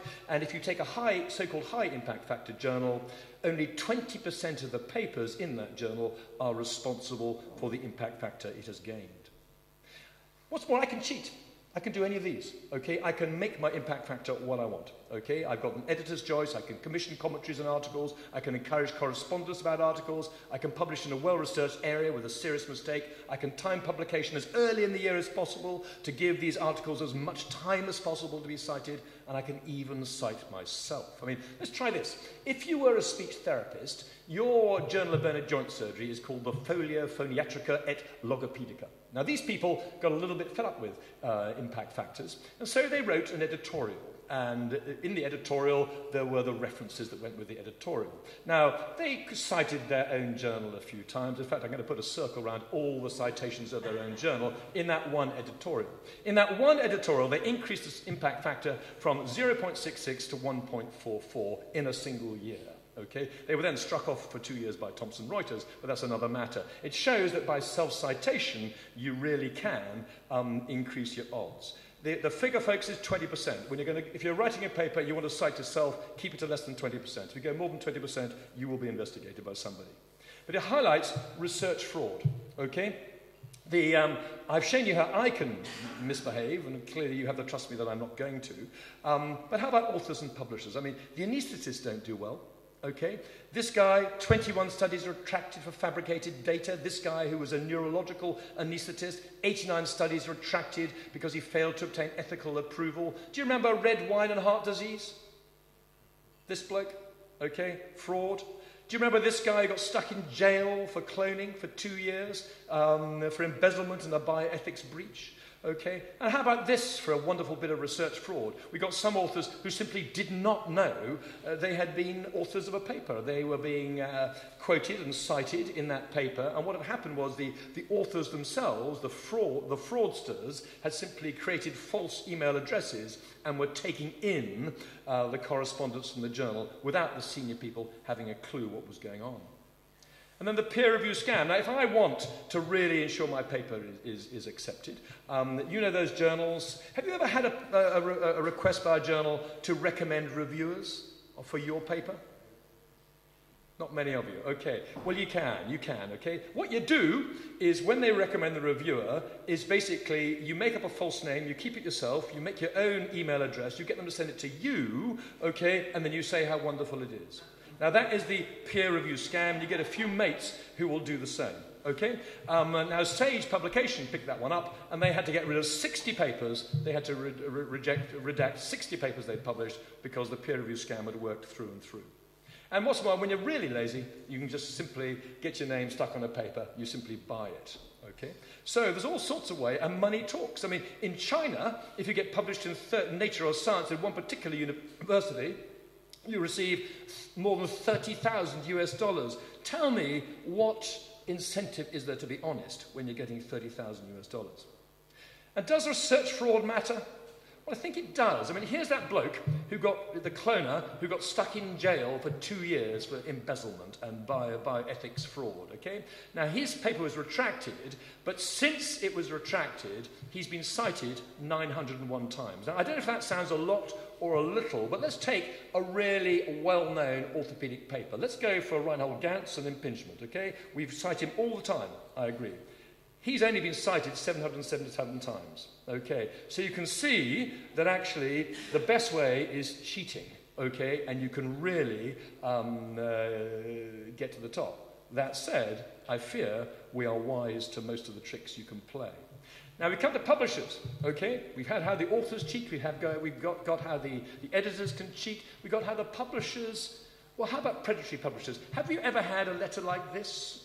Okay, this is Dear Richard Ricky Villar, RR, that's me. Okay, it comes from the Mona Lisa. Okay, we are obliged to invite adepts like you. We expect you as a leading researcher in the core. I mean, am I going to reply to that? Of course I am not, and I bet you most of us have had requests like that. They are after my money, they're after nothing else at all.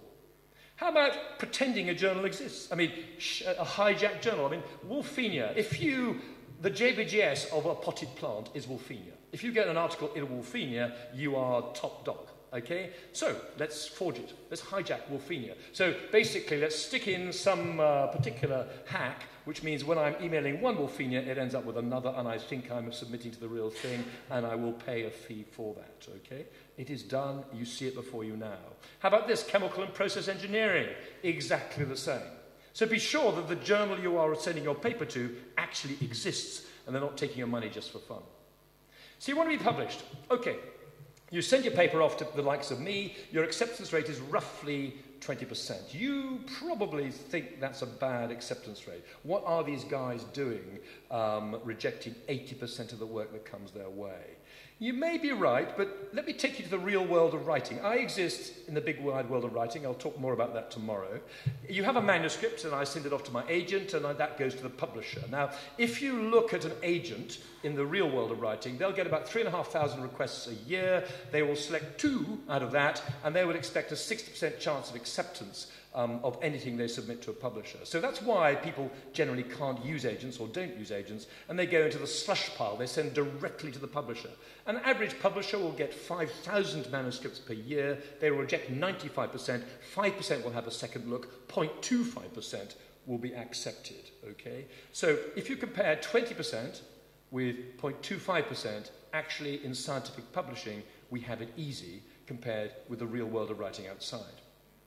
Can you influence a reviewer by anything other than blackmail or bribery? Well, let's see. Here we are.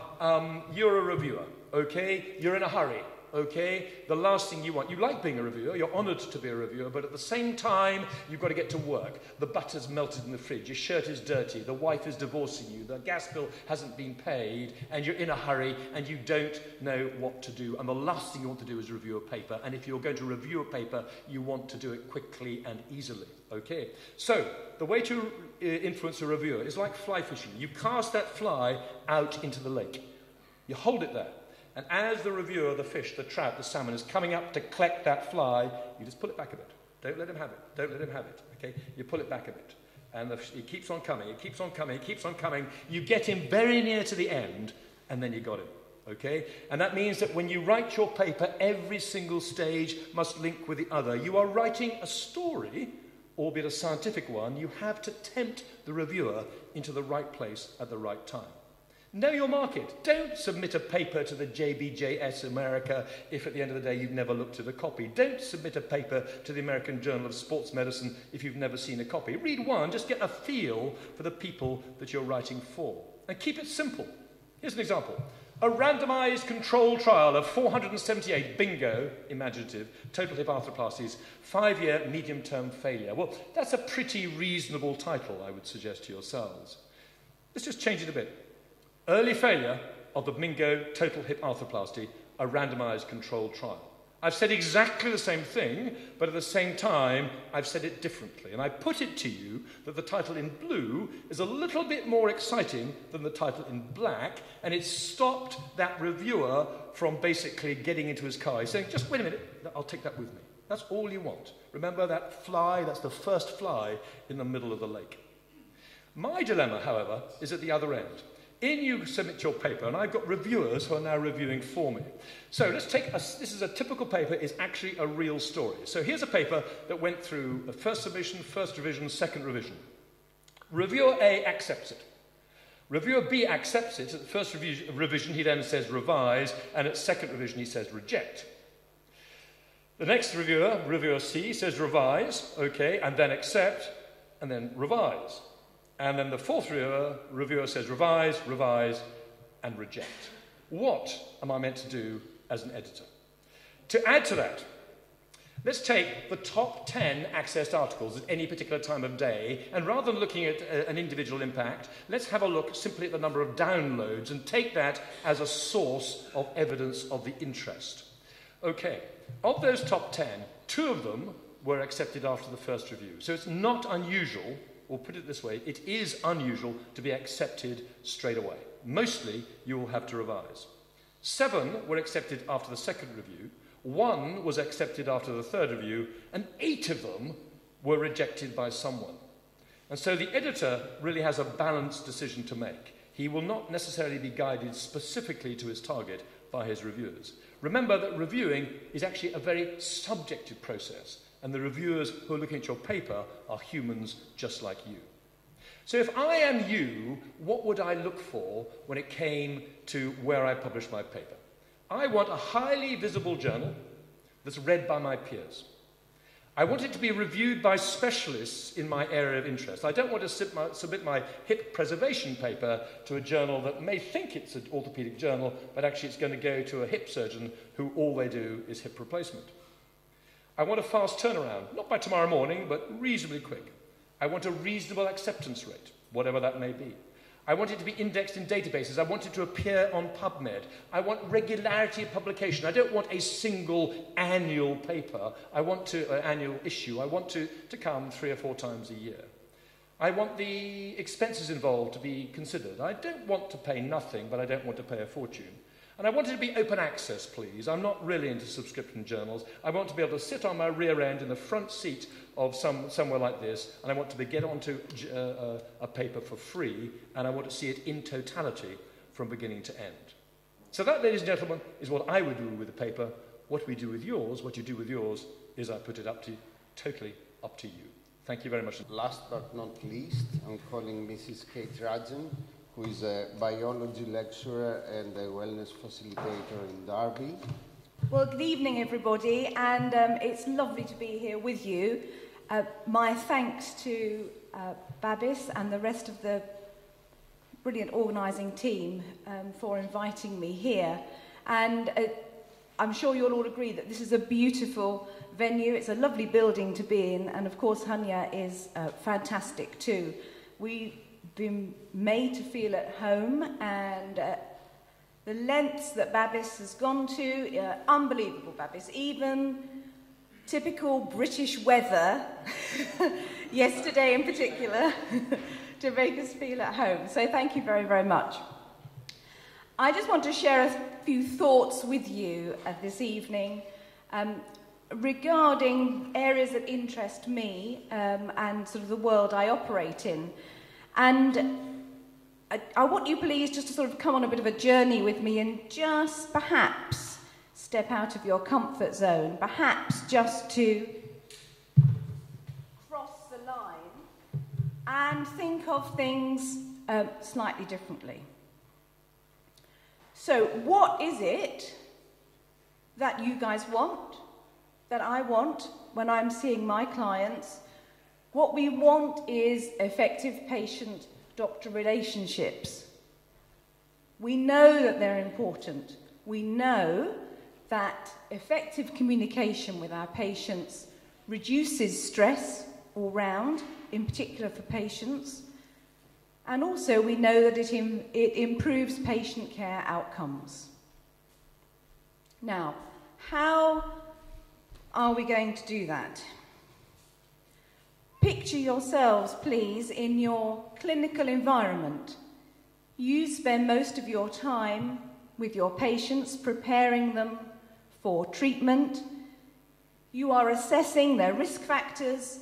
You're discussing with them the outcomes that are going to be favourable to their treatment programs. And you're preparing them medically for operations and procedures that you're about to undertake. What I want to encourage you to do is to be mindful of essential patient psychology, and just to encourage you to think outside of the box, to think about how it is that you're going to have some renewed energy and vigour when it comes to communicating with your patients. So you're not just ticking the boxes and going through the motions. What I'm going to suggest doesn't have to be time-consuming, doesn't have to be expensive, and you never know, it may be something that you enjoy doing and that you'll want to look into even further. So, first of all, one very, very useful method that has been around for an awful long time is to use guided meditation as a way of reducing stress. And it's being used more and more now in the clinical environment to help reduce patient stress. How does it work? What does it involve? Well, my experience, the way I do it back home in Derby, is I work either with individuals or in small groups. And I work with them, guiding them through the steps of meditation, either by being there with them in person, or sometimes they will have access to forms of my meditation programs on different materials. So sometimes I will record things onto their phone.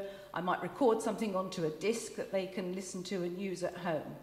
When I'm working with the adolescents, they love their apps, of course. Everybody is attached to their phones now.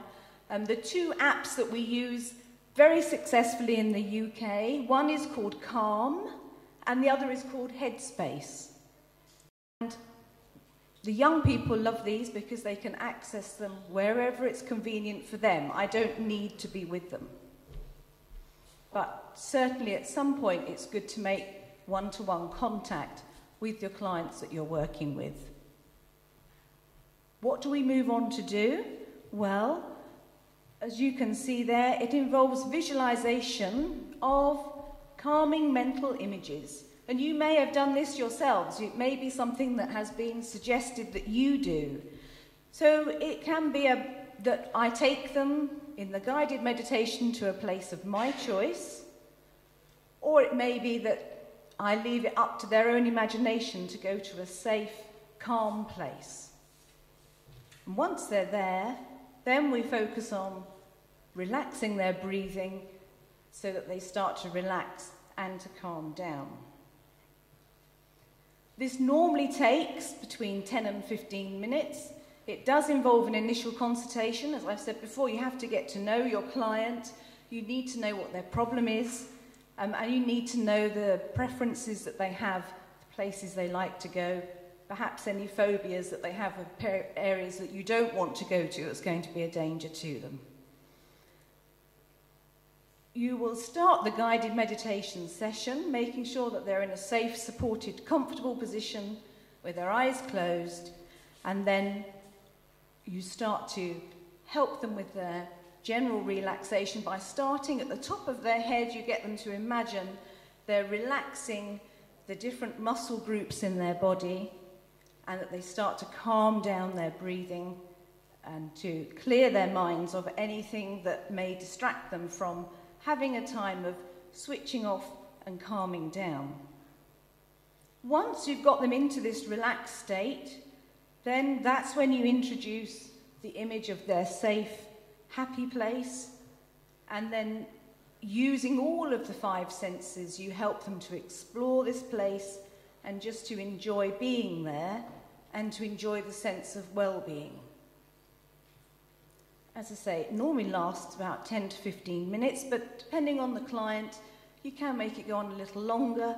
If it's a younger person, you may want to start with a shorter session, and once they get used to it and they trust you, then you will develop it and perhaps go for a little longer time.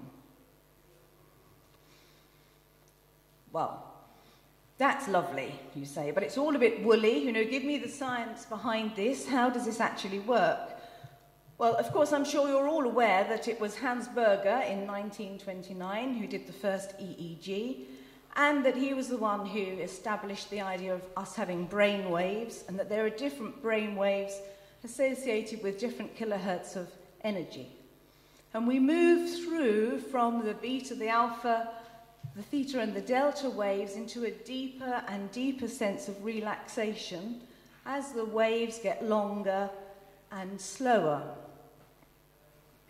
And what they've discovered is that as people are in a deep meditative state, once you link into this subconscious state, then if they're having an EEG at the same time, they notice that the brain waves get slower and longer. So there is scientific evidence that there are real physiological changes taking place within the brain at this time. Now, apart from changes happening within that you need an EEG to observe, of course, when somebody's going into a meditative state, there are more obvious signs that relaxation is happening. You can see quite clearly when, as I watch a patient go into meditation, I see that their breathing rate calms down and that their heart rate is getting lower. And certainly when they're starting to drift off, you see that their facial muscles relax and you can see the tension leave their body. So real physiological changes take place. So it's something that is tangible and that really happens. When am I suggesting that you could use this? Well, pretty much any time. Why not introduce it pre-admission, as a patient starts to prepare themselves for coming into hospital? It can be used preoperatively, so once they're in hospital waiting for some surgery or waiting for a procedure. And of course they can use it post-operatively, and they can use it perhaps when they go home to carry on with their successful recovery. So for the benefits of guided meditation, it gives patients some control. Because don't forget, we're in the hospital all the time. It's our natural environment. It's not a natural environment for your patients. Many, many of them feel very stressed, and many of them feel that all control has been taken away. They have to hand themselves over to you. It will reduce their stress. It is chemical and drug-free. Fantastic, because we're in this world now of people wanting more organic products. They want to do things naturally. We have a rise of vegetarianism and veganism. This is something that people want. They want to try and reduce the amount of additives that they put into their lives. It can be done anywhere, as long as it's a safe place for them to switch off, and it can be low cost. The apps that I mentioned that the young people like to use, normally they come with a 30-day free trial. So perfect. They'll use them for a length of time and then they'll say, that's great, it's done the job. Or some of them say, actually, I think I want to use this in other areas of my life as well, so I'm going to subscribe and I'm going to keep going. So really, really useful. The second area I'd like to chat to you about, which I think, if you're aware of it, may just help your life with your patients be a little easier, is something called the Conscious Critical Faculty, the CCF. Now, it's been discovered that there is an area in your brain which operates between the conscious and the subconscious part of your mind. And the CCF, what it does is it acts as a filter. So any information your brain receives, it filters it, assesses it, and ranks it according to your previous experiences. So you weigh up new situations in the light of what's gone before. Now, we're all happy bunnies if we've had lovely experiences and nothing has ever gone wrong. But that's not the real world, is it? What happens then if you have a negative experience and that negative experience becomes a belief that you have about yourself or a situation? That negative thought process then will lead to negative actions. And all the time your brain, your CCF, is trying to balance out and make sense of the world that you operate in. So if you've never been in this building before today, you arrived and you may have thought, okay, this is good. There are chairs laid out in rows. I know how that works. There's a screen at the front. And probably there are going to be some toilets at the back. Because in your past experience of this sort of venue, that's what you expect. So this is good. This is a safe environment. I can relax and I can enjoy the afternoon. Now, when a person comes into the hospital to see you, and actually what their CCF is telling them is that this is not a safe place to be, because remember Granny died here, remember what happened last time you came, what about that nasty experience you had with Dr. So-and-so when you came 2 years ago with your son or your daughter. So they are bringing with them a preconceived idea. And what's given them that idea is their CCF. So, what does that mean? Does that mean we forget the whole thing? No. Because there is a way of bypassing the CCF. We can rewrite patients' client's experience of a particular situation. And that's done through hypnotherapy, which is gaining ground as an alternative therapy to complement clinical procedures and treatments. It's already being used very, very effectively to treat people who have phobias, people who are afraid of anything, flying, snakes, whatever it is, people who are suffering with addictions. I use it back in the UK for, especially with young people, young girls, who have eating disorders. And what happens is once you've got them into their meditative state, you can bypass their CCF to gain access into their mind, into their subconscious, to rewrite the negative message. You plant instead a positive message, and then that in turn will become a positive action.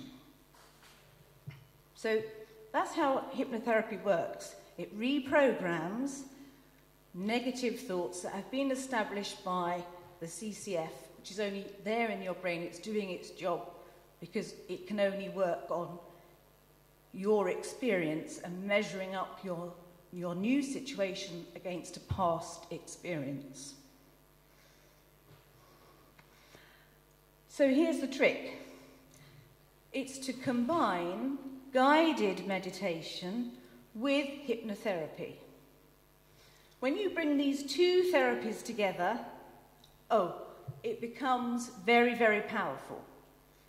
There are lots of studies that have been done where hypnotherapy and guided meditation have been used during clinical procedures, and the amount of analgesia a patient has needed and the patient outcomes have been more positive. So it is something that works, and there's lots of evidence, lots of studies have been done, and it's something that is interesting people in the street more and more. So the two together, very, very powerful. So let's just think about our communication with patients, because now we've established how it is they come to you with their own patient bias.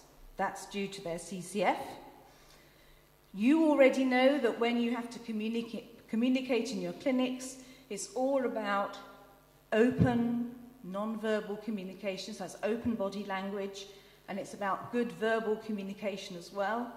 And I would imagine that most of you also present information to your patients in a different medium apart from verbally talking to them. So you would have produced a CD they could take home or a booklet, or you say, after talking to me, please go and talk to the clinic nurse or the clinical specialist or the physiotherapist to discuss your treatment in more detail.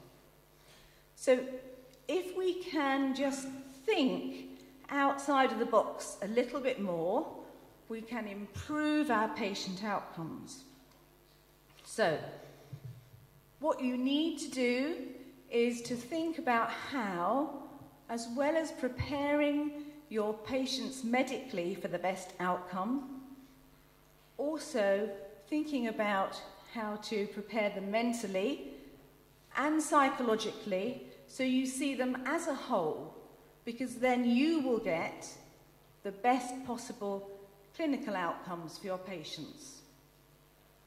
Thank you. This is the end of the first scientific day, and we are supposed to go to an official opening, but I think you need to stretch your legs a bit and maybe grab a cup of coffee until we organize that. Thank you very much for your patience, your attendance. Hope to see you all tomorrow.